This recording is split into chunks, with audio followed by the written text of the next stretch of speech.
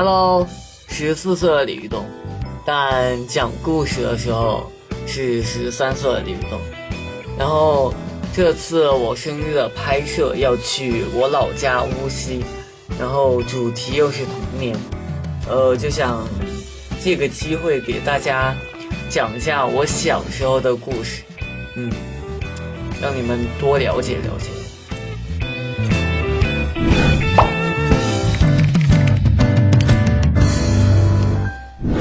东东讲故事第一集，就先讲一个开心点的故事。就我小时候3、4年级的时候，我们第一次春游，跟我好朋友分到一组，我们就去超市买东西，就准备明天去春游。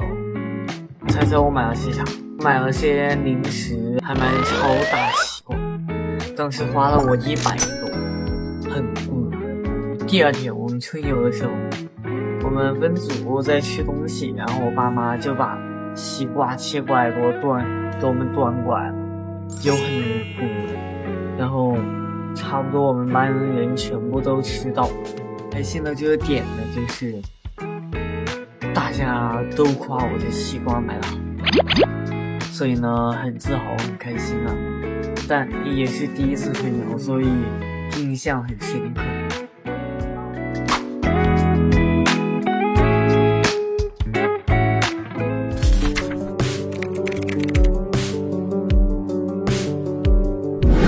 讲故事第2集。很小时候跟我爷爷去，在我老家那后面有条归路，然后我每次放学或者周末都会跟他去骑车啊然后就带我去玩，就边骑车然后边给我讲东西。骑了一会儿就找到一个小卖部，我爷爷进去把车停好，叫我去买了几包零食还有饮料，然后我就坐在车上吃，然后吃着就回家了。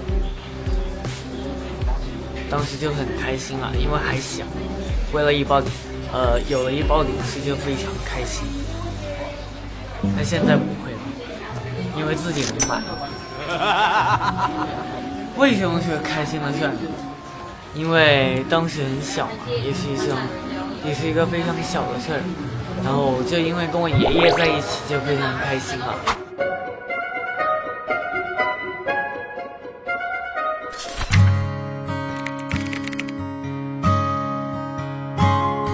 东东故事会第3集 Hello， 然后我们现在来到了我们凤马大道，对，回到老家嘛，就是有开心的故事也有伤心的故事。我应该才5、6岁，然后我姐姐养了一只仓鼠，那只叔叔去世了，然后我的姐姐还有我的表姐还有我妈找到一个地方给它埋了，然后他们就在那哭，然后呢我就不理解，因为当时还小，不知道离别的意义是什么，当时也不知道给叔叔埋了是为什么，所以现在知道了。现在我养的那只叔叔，所以呢如果有一天，但终有一天他也会死的，如果他嘎掉了，我也会很伤心的。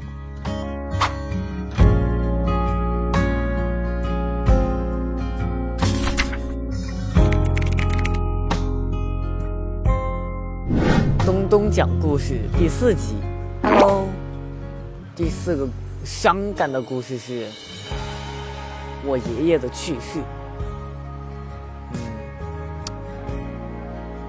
就是在25年11月，当时是星期六还是星期天，当时我来到公司下午，我听到就是我们那边助理好像是跟我妈打电话，对，然后我就猜到应该是我爷爷去世了，没想到过了一会儿助理真的是过来说这件事儿，然后当时我也很懵，你懂吗？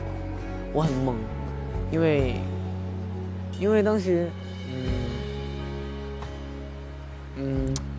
就是当时我也不知道嘛，因为我爸说我爷爷这个病可以治，但是呢扩散了，然后扩散到脑部了，然后因为晚期了嘛，治不了了，所以当时我就很懵。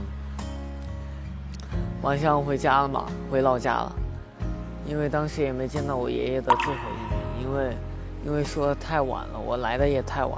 因为我爷爷小时候总念叨，就是想看我长大的样子。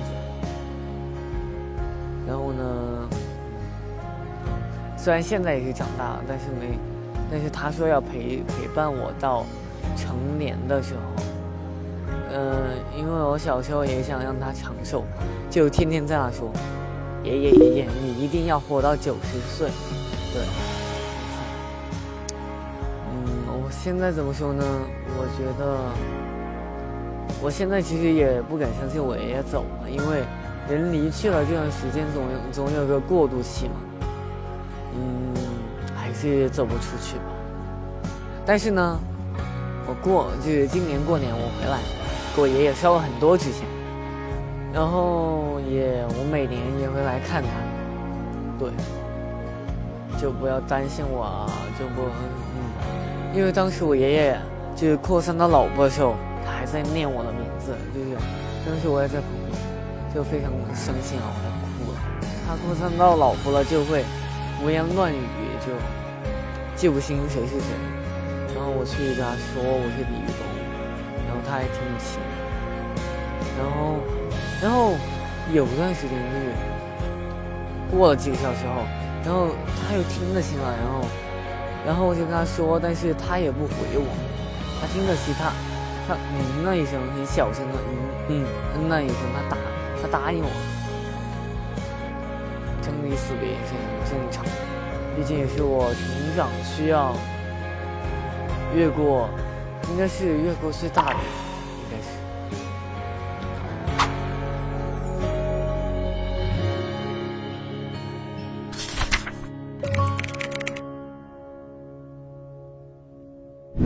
东东讲故事第5集和第6集，所以我2个一起说。就是现在来到了我们学校里面。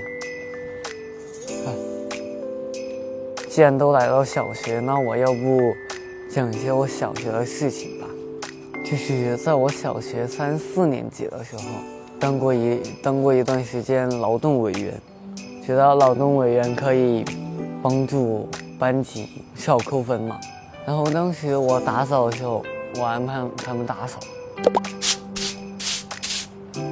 就每次都有流动红旗，我叫他们打扫的时候，打扫的特别干净，真的我觉得挺自豪的，毕竟有我就有流动红旗。我为什么要选劳动委员？有一个原因是其他全被抢了，就只有这个没被选了，然后我就选了这个。原本我想当班长的。觉得其实劳动委员也挺好的，可以锻炼一下我的管理能力，然后还可以帮助班级得分啊，还可以促进跟同学的关系啊，觉得挺好的。我当劳动委员的成果就是可以回家继续干家务，帮我爸妈做家务。下一个其实我幼儿园的事，幼儿园就老师叫我们叠被子，就是我是劳动小能手，叠被子，然后我就不小心拿了个第1名。老师问我为什么我叠被子可以拿第1名呢？因为小时候在家练过，因为我爸妈就有时候如果他们很忙的话，我就一个人叠了被子。然后我们当时叠完被子，老师要叫我们举手，我就说老师我。这个故事也挺幼稚，很符合我那种幼儿园的形象。就发现我动手能力挺强的，但我画画不咋地啊，我画得很丑。那先到这吧，东东故事会第1期就结束了，拜拜，拜拜，拜拜，拜拜。